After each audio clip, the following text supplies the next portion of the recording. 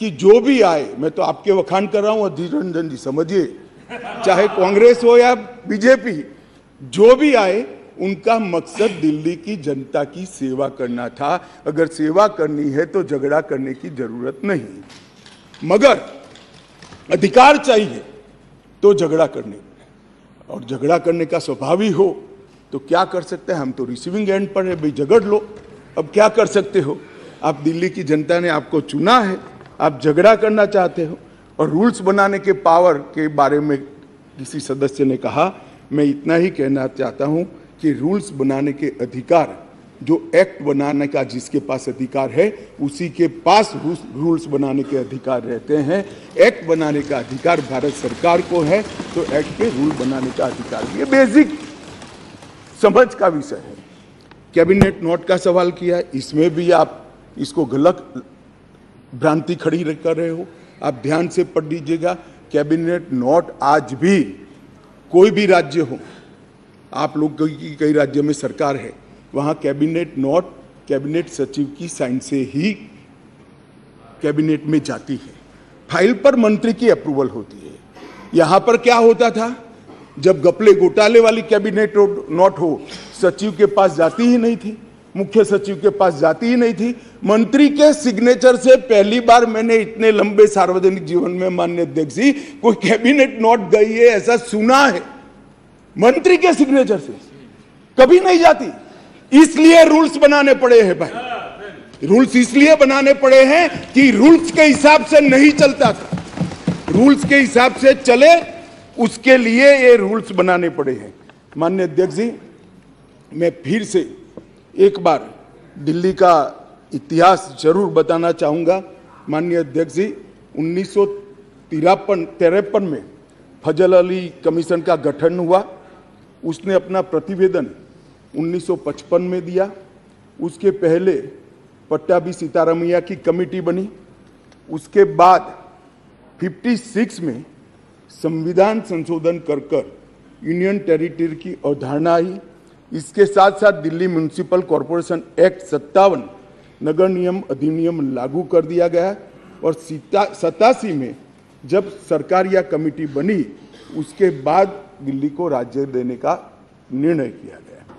249A के तहत इसका विस्तृत वर्णन दिया हुआ है और 69वें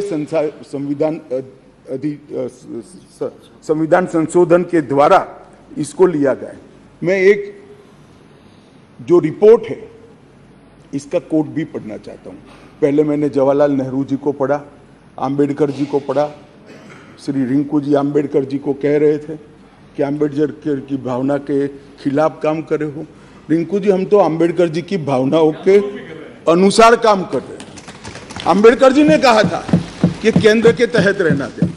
और माननीय अध्यक्ष जी, बालकृष्ण रिपोर्ट में साफ शब्दों में कहा, मैं कोट अनकोट कहता हूं, दिल्ली की कार्यप्रणाली और सेवा प्रणाली, कार्यप्रणाली और सेवा प्रणाली केंद्र सरकार के अधीन होनी चाहिए। संविधान में संशोधन के दौरान तत्कालीन गृह मंत्री ने भी अपने वक्तव्य में ये बात को, रिपोर्ट को कोट किया और उन्होंने कहा कि बालकृष्ण समिति ने पूरे विश्व की राजधानियों की कार्यप्रणाली और सेवा प्रणालियों का अध्ययन करके ये प्रस्तुत किया है, जिसका हम पालन कर रहे हैं।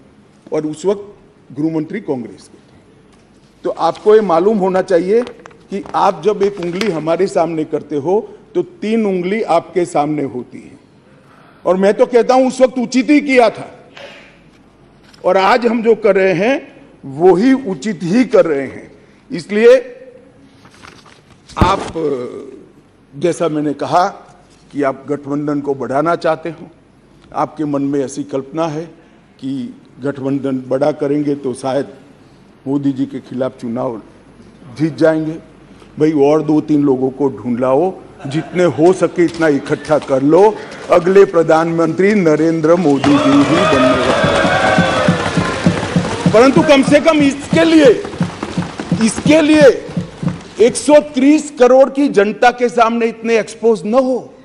हर बिल आता है, नहीं मणिपुर पर चर्चा, मैं मणिपुर पर चर्चा करने के लिए आता, नहीं मणिपुर पर चर्चा नहीं, हम विरोध करेंगे, यहाँ आ जाएंगे, मेरे सामने बोर्ड लेकर खड़े हो जाएंगे। ठीक है भाई, करो। मगर जैसे ही गठबंधन टूटने वाला बिल आया, मणिपुर भी याद नहीं आया, डेमोक्रेसी भी याद नहीं आई, दंगे भी याद नहीं आए। सब इकट्ठा होकर देखो सामने बैठे, सारे इकट्ठा, और 130 करोड़ की जनता को बताते हैं हमें मणिपुर की चिंता नहीं है, हमें चुनाव की चिंता है, हमें डेमोक्रेसी की चिंता नहीं है, हमें चुनाव की चिंता है, हमारी पार्टी के कोई सिद्धांत नहीं है, केवल और केवल राजनीति में, चुनाव जीतने के लिए राजनीति में है। और बताइए भैया, आप बाहर जाकर मीडिया को, अगर ये नहीं है तो सारे बिल में क्यों एब्सेंट रहे? सारे बिल महत्वपूर्ण नहीं है क्या? सारे बिल महत्वपूर्ण है, आपको रहना चाहिए था। मगर ये बिल इसलिए महत्वपूर्ण है कि ये बिल आपके गठबंधन को क्षति करता है। और मैं एक बात आगे कह देता हूं कि ये बिल पास होने के बाद वैसे भी आपका गठबंधन टूट जाने वाला है, केजरीवाल जी आपको बाय बाय कर देंगे। माननीय अध्यक्ष जी, एक बात आई कि भाई अध्यादेश क्यों लेकर आए। मैं बताना चाहता हूं कि 11/5/2023 को संविधान पीठ ने एक फैसला दिया। अब संविधान पीठ के फैसले को कोई ध्यान से पढ़ेगा तो वो फैसला कहता है, इन अ वे संविधान पीठ ने 2 जजों की खंडपीठ का, बेंच का गाइडेंस किया है। फाइनल निर्णय 2 जज की बेंच ने करना है। वो अभी डेट लगी भी नहीं है, मैटर लगी भी नहीं है। 11/5/23 को जजमेंट आया और 11/5/23 को ही दिल्ली सरकार के सेवा विभाग ने, मंत्री ने एक परिपत्र घोषित कर दी अपने सिग्नेचर से। फिर से मैं कहता हूं, परिपत्र सचिव करते हैं, यहां मंत्री करते हैं। आज 5:30 बजे तक पात्र अधिकारियों की सूची के साथ जो इस पद तैनात किए जा सके, सचिव सेवाएं की तैनाती, मतलब सर्विस जो देखते हैं वो सचिव की तैनाती के लिए नोट प्रस्तुत किया जाए। अभी तो सुप्रीम कोर्ट ने निर्णय करना बाकी, इन प्रिंसिपल निर्णय किया है, इसके ऊपर 2 जजों की बेंच ने निर्णय करना है, इसको घोषित करना है, आप अमल करने कर दी। सोशल मीडिया में घोषणा कर दी कि सेवा विभाग के सचिव श्री आशीष माधेराव मोरे का ट्रांसफर कर दिया गया है। ध्यान देने की बात है कि जो मैं कह रहा हूं वो फिर से पढ़ रहा हूं, 11/5/23 के निर्णय के पैरा 165 में न्यायालय की नियमित बेंच को इस मामले का निपटारा करने का आदेश दिया गया था, जो अभी बैठी ही नहीं थी। शाम को ही इन्होंने तो इम्प्लीमेंटेशन चालू कर दिया।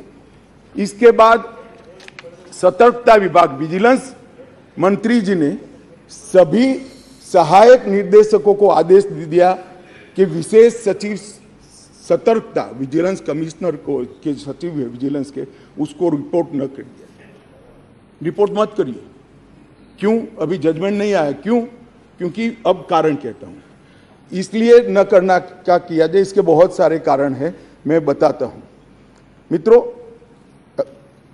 माननीय अध्यक्ष जी, दिल्ली के सतर्कता विभाग को सबसे पहले क्यों निशाना बना गया? अगर सेवा के अधिकार मिल गए, चलो मैं 1 मिनट के लिए मान लेता हूं मिल गए, तो सबसे पहले कोई क्या करेगा? रोड एंड बिल्डिंग की चिंता करेगा, पीने की पानी की चिंता करेगा, साफ सफाई की चिंता करेगा, आरोग्य की चिंता करेगा। इन्होंने विजिलेंस की चिंता करी। बोलो, प्रायोरिटी तो देखिए साहब इनके साथी की, विजिलेंस की चिंता करी। भला विजिलेंस की चिंता क्यों करी? इससे दिल्ली की जनता का क्या भला होने वाले था? मैं बताता हूं, क्योंकि विजिलेंस विभाग को इसलिए निशाना बना गया, माननीय अध्यक्ष जी, कि इसमें बहुत सारी संवेदनशील फाइलें बंद पड़ी थी। कौन सी फाइलें थी? कौन सी फाइलें थी? जरा आप ध्यान से सुनना भाई, जिसके बारे में बड़े बड़े आवाज से आर्गुमेंट्स कर रहे थे, उनका एक्ट सुनना।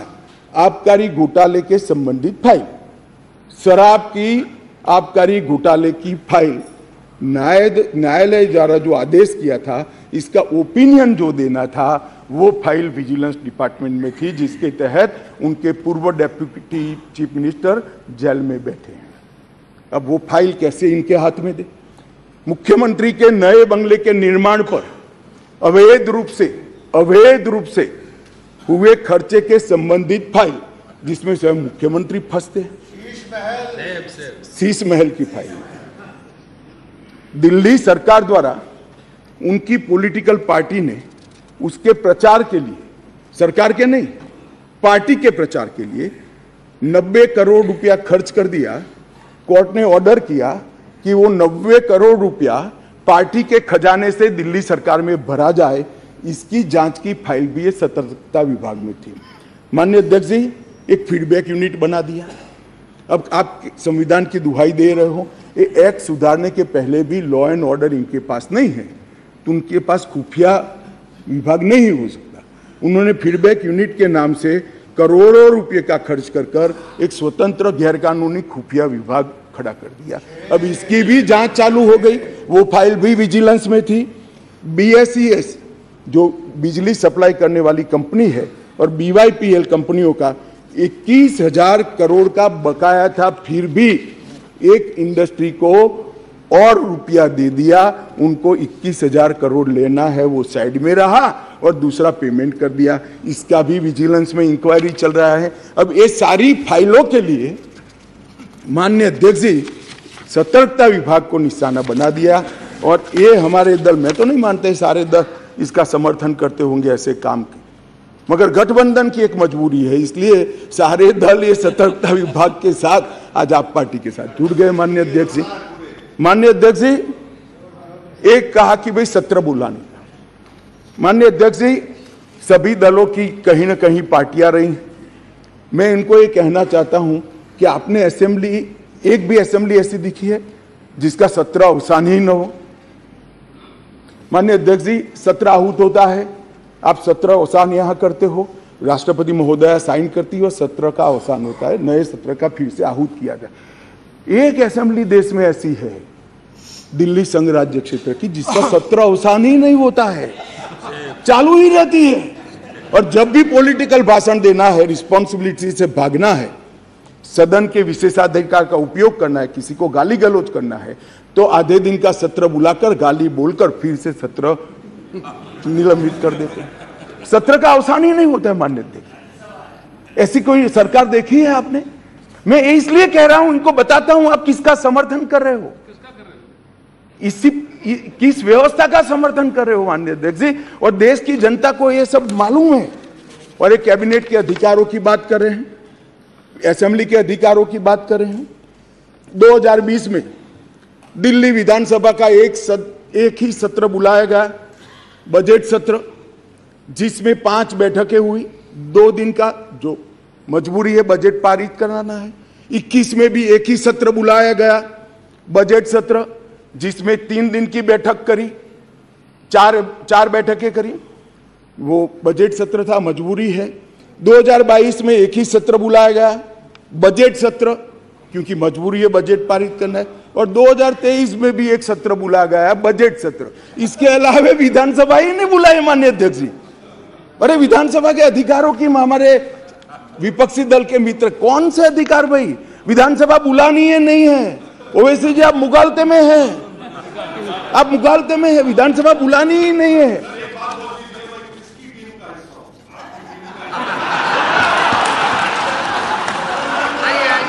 ऐसा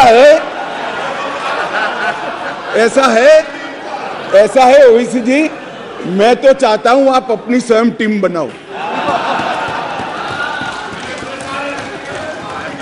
अब वो परेशान है, इसलिए कहता हूं, मैं चाहता हूं आप अपनी स्वयं, आपके मुद्दे सबसे अलग है। माननीय अध्यक्ष जी, मैं अब कैबिनेट बैठक पर आता हूं। 2022 के लिए 2022 में सिर्फ 6 कैबिनेट बैठक बुलाई गई, सिर्फ 6 ही बैठक पूरे साल में। इसमें से 3 बैठक बजट संबंधी थी और 1 बैठक एक कंपनी को फायदा करने के लिए बुलाई गई। तो एक्चुअल में देखे तो 2 बैठक बुलाई गई। माननीय अध्यक्ष जी, 2023 में 2 ही बैठक अब तक बुलाई गई है, दोनों बैठक बजट के लिए। अब ये कैबिनेट की बात कर रहे हैं, भैया कैबिनेट बुलाते नहीं है, वही तकलीफ है दिल्ली की जनता को। ये तो बुलाते ही नहीं कैबिनेट। हम तो चाहते हैं कैबिनेट बुलाया जाए, आप किसका समर्थन कर रहे हो? गठबंधन करना चाहिए, सबको जोड़ना चाहिए, हम भी चलाते हैं, मगर ऐसे एक भी बिल में चर्चा नहीं करना और इसमें खड़े हो जाना,